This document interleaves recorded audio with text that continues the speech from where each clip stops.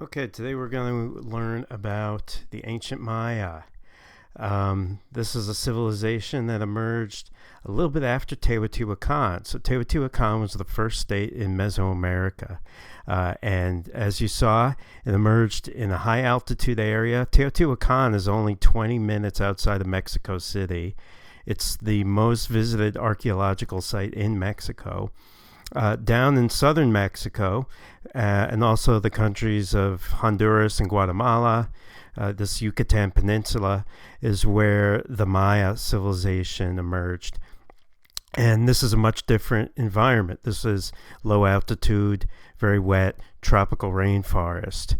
We're going to look at some of the famous Maya cities, such as Tikal and Palenque and Copan. And these cities emerged during what's known as the Classic period, which was around 250 to 900 AD. But what archaeology has shown in the past few decades is that the Maya state actually emerged before the Classic period in what's now called the pre-classic. So, if you were in an archaeological class, maybe let's say 40 years ago, you would learn that the Maya emerged in the Classic period. But now we know that, and based on information as we're going to look at from archaeological sites, we know that the state was already emerging during this pre-Classic period. So how do we know these things? Well, for one, it comes from archaeological sites such as El Mirador. El Mirador is a city, essentially. It's a Maya city. It's pre-classic. And a lot of these Maya cities like El Mirador and San Bartolo give us important information about how the Maya state emerged and what was in place already in the pre-classic. What they found at El Mirador was a fresco. You can see here on the side of a temple. And what this fresco depicts, and the reason why it's important, is it depicts the hero twins. The hero twins and the myth of the hero twins was one of the most important myths in the Maya world. It's the same sort of status as the myth of Osiris that we saw with ancient Egypt. And it does a lot in explaining Maya culture and the emergence of the Maya state and also Maya kings. The myth of the hero twins goes something like this. The maize god and his twin brother played a game with the lords of the underworld, the ball game. We're going to talk about the famous Mesoamerican ball game, why it's so important in Mesoamerica. But the first set of twins, the maize god and his twin brother, lost to the lords of the underworld, and they were killed. The maize god was beheaded. His head was hung on a pike. A woman walked by his decapitated head. The head spit in her hand. She became pregnant, and she gave birth to two twins, or to a set of twins. This is the next set of twins. These twins grow up. They're the sons of the maize god. They go down to the underworld, and they play the ball game again, and they win. And they bring back their father, the maize god, resurrect him, bringing life back to earth. Right? So it shows that this important myth was already in place in the pre-classic. And as you saw a little bit in the video on Teotihuacan, we're going to talk about it even more so today, the ball game in the ancient Maya civilization was more than just a game. It was a religious event. It was a recreation of an important event from their religion. That is the game between the hero twins and the lords of the underworld. The movement of the ball was supposed to mimic the movement of the sun and the moon. So we'll talk a little bit more about that in the Classic period, but we know that the ball game already exists during this time. El Mirador also has a very large pyramid. Some people think it could be the largest pyramid in the Maya world. It hasn't been excavated yet. That's something that's still waiting to be done. Another important site was San Bartolo. This was found purely by accident. Archaeologist, you can see here, his name was Saturno. He found this site of San Bartolo. He was looking for Maya sites. Someone told him about a site that was a day's hike away. He took food and water for a day. 3 days later, he already ran out of food and water, was looking for a place to shelter from the sun, found what looked like a cave, went inside, looked up, and saw the earliest Maya paintings ever discovered. These paintings date to the pre-classic period. And what they depict is important, and it shows us again that important things were already in place in the pre-classic. One of the things that we can see is rituals that are being performed on these paintings.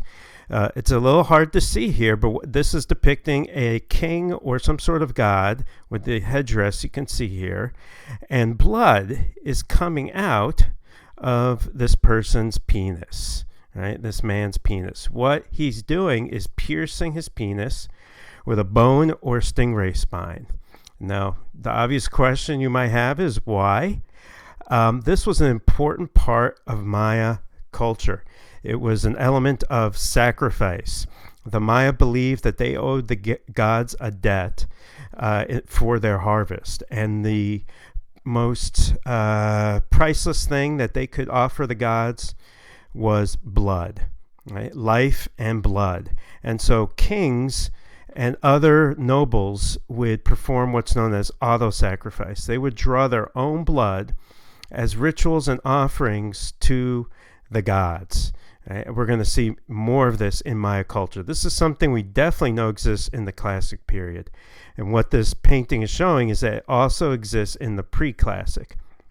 So important elements regarding kingship were already in place even before the classic period. This is a little bit like what we saw with ancient Egypt in the pre-dynastic at Hierakonpolis. There we saw the same thing, important elements of kingship existing earlier than we thought. What also is depicted is scenes of the maize god. So the myth of the maize god is found here. The myth of the hero twins is found at the other pre-classic site, right? So important scenes depicting the birth, life, death, and resurrection of the maize god are depicted on the scenes of San Bartolo. Right? Here you can see some elements of auto-sacrifice and also animal sacrifice. Here's another example of auto-sacrifice, and you can see clearly piercing of the penis to draw blood. Early Maya writing was also found, but it has not yet been deciphered. Here you can see the maize god growing. The maize god as a child emerging from the back of a turtle, right? And here's the maize god growing. The Maya believed that the earth was the back of a giant tortoise floating in the sea. Right? That's how they envisioned their world. So many times when you see a tortoise and a tortoise shell, it's depicting the land as they believed it existed. And you can see a Maya elite on the throne here, and also the dying maize god. So we've got the death and resurrection of the maize god, the important myth, which is a little bit like the myth of Osiris, and we've got these other important elements. Right? What Bill Saturno was looking at, those paintings were in part of a pyramid that had been found. So in general, the emergence of the state in the pre-classic is centered around the important rituals that took place and the importance of Maya leaders in those rituals. And that's something that continues in the classic period. But the classic period is a little bit different, because with the classic period, we have more and more city-states. Each of these city-states is independent. They have their own kings. And many times these city-states are warring with each other. You have warfare between many different states. Each of the Maya states was different from Teotihuacan in the fact that Teotihuacan was a massive city of 200,000 people. And each Maya city was much smaller than that. So you had many more cities in the Maya world, but each city was smaller than in Teotihuacan. Usually the cities had a city center and a few thousand people living in the city center, and then many people living in villages outside the city center. The center of the cities, as we're going to see, had pyramids, which were used as temples, and also these ceremonial ball courts where the ball game was played. Right? here we're going to look at the ball game in just a second, but I'll show you another example. So this is during the classic period of the tortoiseshell and the maize god emerging from the tortoiseshell, which is essentially a symbol of the earth. Okay, the ball game was very, very important in the Mesoamerican world. It's a reenactment of a religious event. So it's a little bit like Mass in Catholicism and the Anglican Church and Episcopal Church, right? Where Mass and communion is a reenactment of the Last Supper. The ball game is a reenactment of the myth of the hero twins. After the hero twins defeat the lords of the underworld, they become the sun and the moon, and the movement of the ball in the ball game is supposed to sort of mimic the movement of the sun and the moon. It was a game that was played by ball players who could not use their feet or their hands. They could only use their hips. They usually wore pads on their hips. This was a solid, usually, or semi-solid latex ball. There are latex trees in the rainforest in the Maya world. They used the sap from the latex trees to make these rubber balls. This is one of the earliest games to be played with a rubber ball. They would hit the ball back and forth with their hips, trying to score points, or try to get the ball through a stone hoop on either side of the ball court. You can see depictions. Ball players are usually depicted wearing those pads on their hips. This is what it would have looked like in Copan. Here you can see the ball court. And back in ancient times, it might have looked a little bit like this, with the king looking down and spectators watching the ball game. Not every time, but on occasion, the losing team would be sacrificed. Right? And this, again, is an important way for the Maya to pay their debt back to the gods and recreate the hero twins myth, right? Because the maize god and his brother were killed when they lost to the lords of the underworld, right? So it was a way of myth recreation and also of offering blood to the gods in order that they have a good harvest and a good year ahead.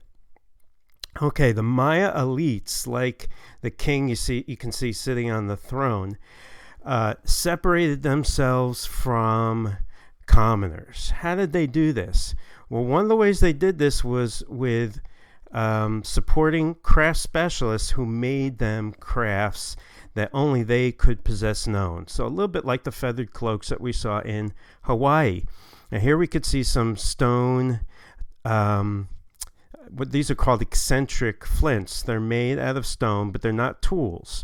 They actually are display items. What's actually being shown here are the profiles, you can see, of ancestors. This is very difficult to make. So these are not used for any sort of utilitarian purpose. They weren't used to cut anything, but they were used to display these kinds of ancestors. And this would have been hafted onto like a long pole. The Maya elites also engaged in body modification. And this was another way that they set themselves apart from commoners. One thing that they did is to have their teeth cut into different shapes, their teeth drilled with depressions in them, and jade inlays placed in their teeth. Another thing that they did was engage in head shaping. So this could only be done when a child is young. Before the sutures of the skull have fused together, if you bind a child's head a few hours a day, you can have their head grow into different shapes. This is still being done today. If a doctor feels a baby's skull is not growing in quite the right way, he might prescribe the infant to wear what looks like a plastic helmet for a few hours a day. You might have seen little kids with these little helmets. It's the same sort of thing. It doesn't affect brain growth at all, but it does make the head grow in a certain shape. And what that means is that you had to be born into an elite family to have this done, and that if you were not born into an elite family, you could not pass as an elite later in life. Some people think that this kind of cone-shaped head shape, along with the feathered headdress that you can see here, was meant to make the Maya elites look like corn stalks, right? So the top of their head looked like maize, essentially, and they looked like the maize god. Here's a Maya elite you can see having red ochre spread on their body as they look into an obsidian mirror that a servant is holding. All right, a very important find from the Maya world is a tomb from a site called Palenque of a king called Pakal. Pakal, you might remember from the video on Maya writing, his name means shield. The glyph that spelled out his name was a shield glyph. Right? Pakal was an important king who constructed some buildings like you could see here in Palenque. An important building found in Palenque with many inscriptions on it was referred to by archaeologists as the Temple of the Inscriptions. Well, an archaeologist in the late 40s, early 50s, Alberto Ruiz, saw that one of the flagstones on the upper part of the temple could be removed, saw that there was a chamber going down, but it was filled in with dirt. Excavated out this chamber, which went down, down, down. Took him actually 3 years to complete this. At the very base of the pyramid was a tomb. This was the tomb of King Pakal, which was in this stone-lined chamber with this really highly decorated sarcophagus lid that we're going to look at. Within the sarcophagus was the body of King Pakal, which was not really well preserved, but lots of jade jewelry and a jade death mask, a little bit like the mask we saw of King Tutankhamun, depicting Pakal, along with some sculptures of Pakal, which were really, really finely made. So you can see very, very lifelike portrait of King Pakal. What's being shown on the sarcophagus lid? Well, these are the jaws of the Lord of the Underworld. This is the World Tree, and this is King Pakal being lifted up. So it's sort of in between the Underworld and the World Tree. It's sort of a scene of resurrection, right, being depicted on the sarcophagus lid. So this is a very important tomb. You don't get a lot of royal tombs in the Maya world that have been found, but this demonstrates the importance of these kings. So we've already seen kings are different from other people. Their bodies were modified. They had important roles in ritual. We're going to see some other important elements of kingship. Typical Maya cities. Yeah, we looked a little bit at some of these, like Palenque. Another Maya city that was pretty typical for the classic period was Tikal. You could see here the center would have, again, had lots of pyramids, ball courts, elite residences. Right? We're also going to look at another city in just a few minutes, a city called Copan, and see sort of what happened to Copan in its later history. But let's take a look at a site called Bonampak. You won't have to remember this site by name, but you should remember what was found here. And what was found in Bonampak, in the side one of the temples, were these beautiful paintings that give us, again, some more insight into Maya civilization. These decorated all of the walls inside the temple. Let's look at some of the scenes. A lot of the scenes depict ritual, and they also depict warfare. Right? So here you can see Maya elites dressed up in jaguar skins and jade and feathers and all sorts of finery. War was a ritual act, and war was fought for two different reasons. There were really two different kinds of warfare in the Maya world.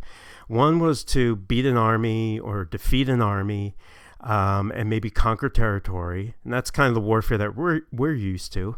Another kind of warfare was specifically to get captives from another city or a village, right, and take them back to your city and sacrifice these captives on your temple. Right? So like we said before, sacrifice was an important way of paying the gods back. The Maya believed they owed a debt to the gods, which could only be paid in blood. Here you can see one of the captives is an elite. So the more elite the captive, the better the sacrifice. So the scenes in Bonampak show Maya elites going out, capturing people, right? Elements of warfare, and then eventually sacrifice of these captives at the temple. It also depicts scenes of auto sacrifices we're going to get into. I'm going to show you a little bit more of a detail. These are women performing auto sacrifice. We'll look at that as well. So here you can see some more scenes within Bonampak. Right? Here are captives waiting to be sacrificed, Maya elites being dressed for the ceremony. This is the entire scene on the temple, right? So you can see all the elites up here, captives waiting to be sacrificed. I will show you a scene, or I will post a link to a YouTube video from the movie Apocalypto, which has a scene of sacrifice from the Maya world, just to give you an idea of what one of these scenes might have looked like back then.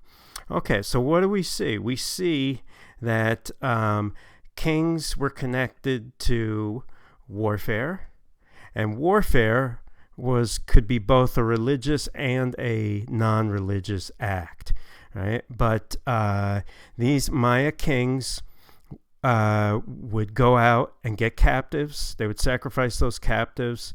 Their role in these ceremonies was one of the bases for Maya elite power, right? So, and this also shows the connection again between warfare and religion. So it was really two types of warfare.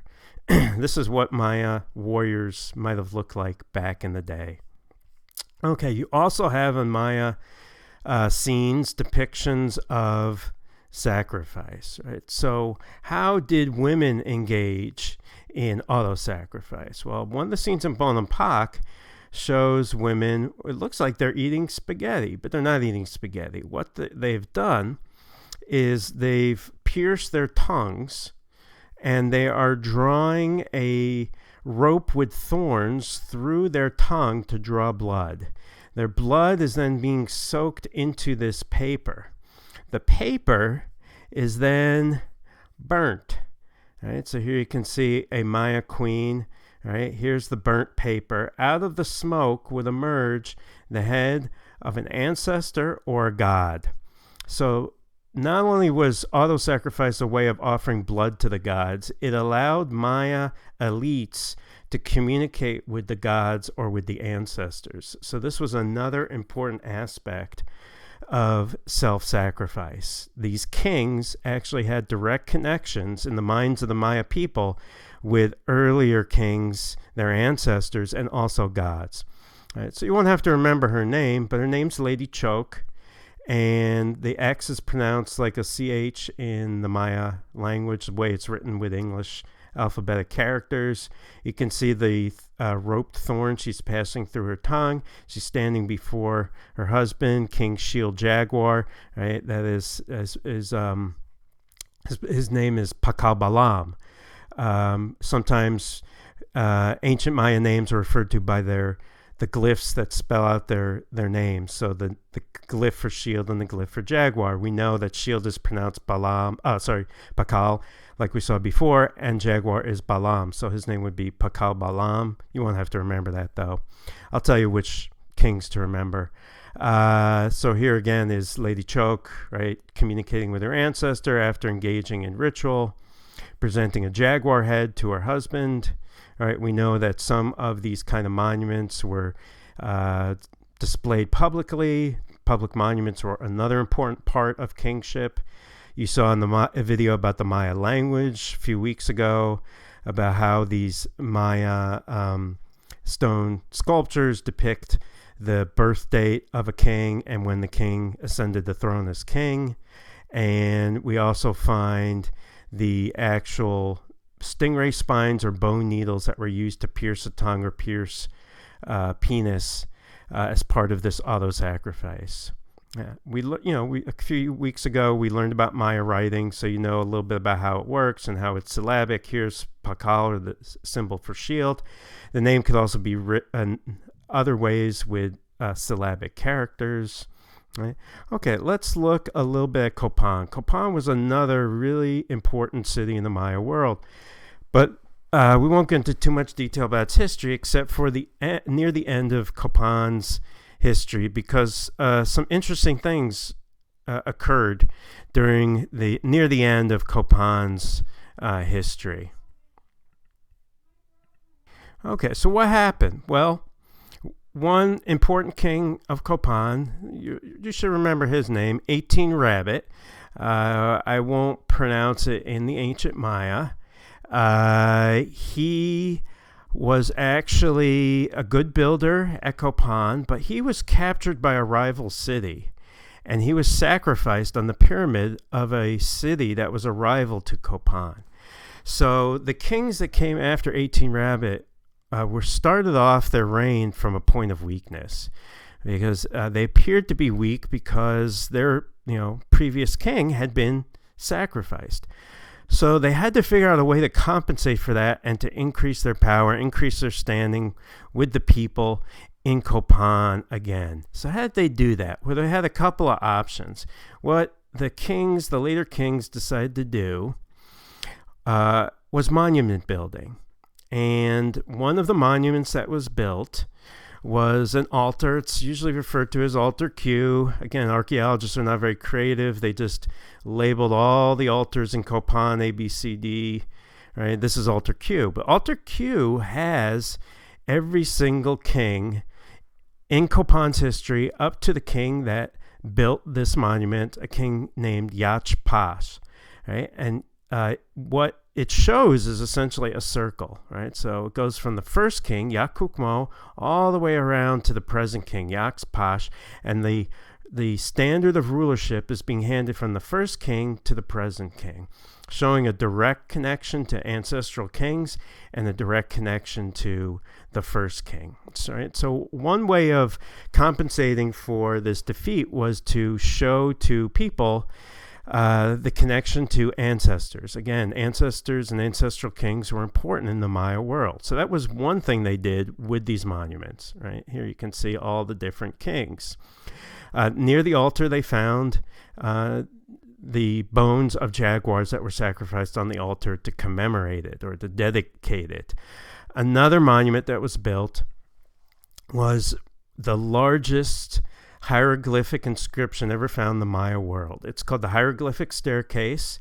Every single step is carved with Maya glyphs, and it tells the entire history of Copan. Right? So by building a monument, they're showing how powerful they are. They're making something that's permanent, and this is a way, again, of trying to compensate for the weakness that resulted from 18 Rabbit being sacrificed.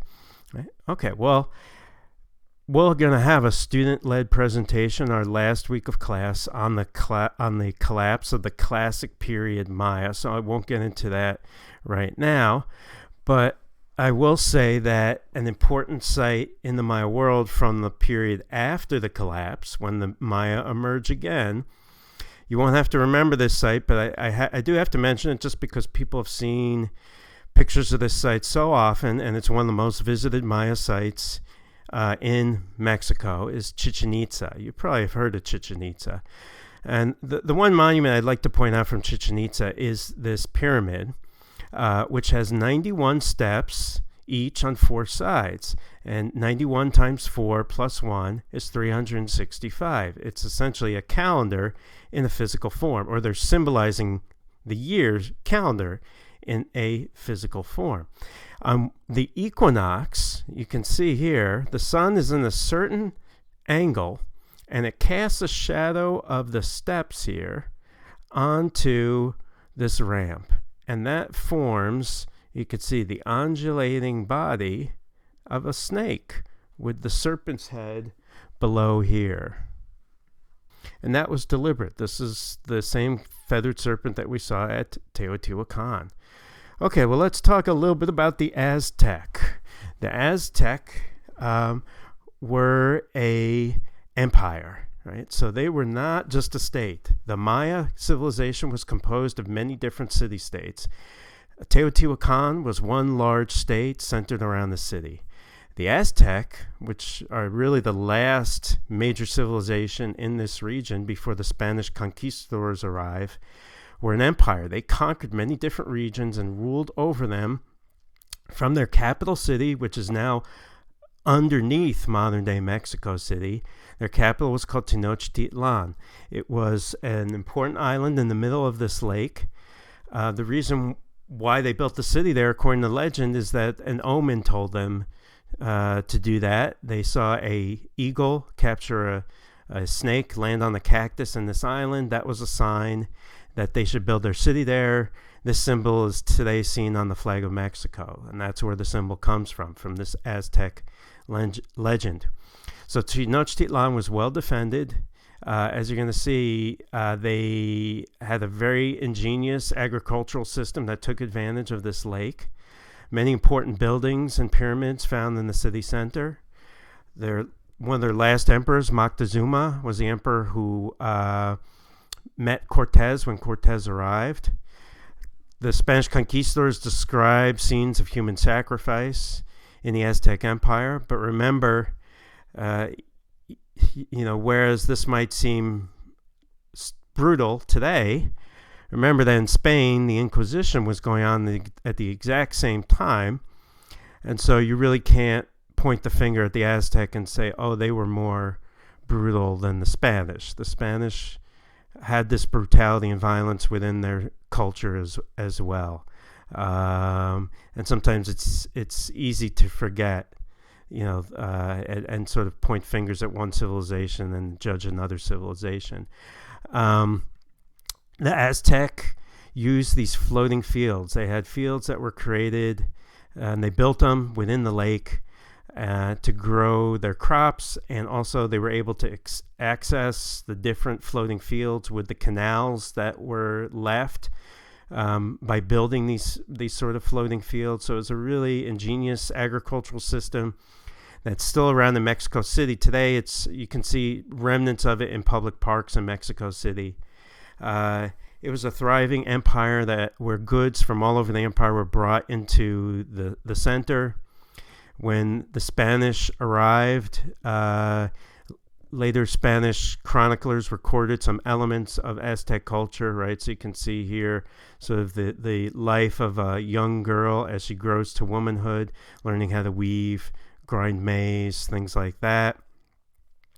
The Spanish also depicted essentially what we would call knights, warriors, noble warriors within the Aztec military. One of these standard weapons that they carried was a flat club, looked like a cricket bat, that had obsidian blades on either side. So pretty fearsome weapon. You may have seen this artifact before. It's one of the most famous artifacts from Mesoamerica or Central America, and it's an artistic depiction of the calendar. It doesn't function as a calendar. You can't read the date off of it, but it's depicting the months and the cycles here artistically. The ruins of Tenochtitlan are found right underneath modern-day Mexico. Some of the most important temples you can see are right underneath the modern buildings of Mexico City.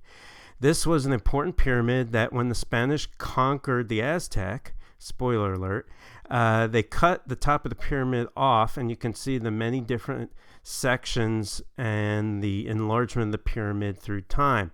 They found remnants of sacrifices within the levels of the pyramids as well. You can see elements of Quetzalcoatl, the feathered serpent, these important sort of temple platforms right underneath modern-day Mexico City. So how did the Aztec Empire collapse? Well, it looks like once Europeans arrived, disease did start to spread, but really the main cause were the arrival of the Spanish conquistadors. The arrival of Cortez really heralded the end for the Aztec. Cortez was able to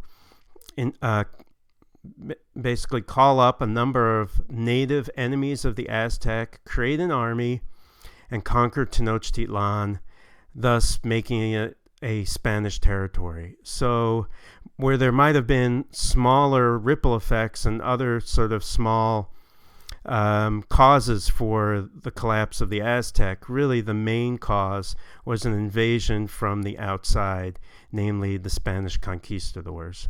So this is where we're going to end with Mesoamerica. The next class section will be on South America, and we're again start out talking about the environment, talk about early complex societies, and make our way all the way up to large empires. So I hope you guys have a good day. Take a look at the outline I have for the notes and use that as a guide when taking notes from this class. Okay, thank you. Bye.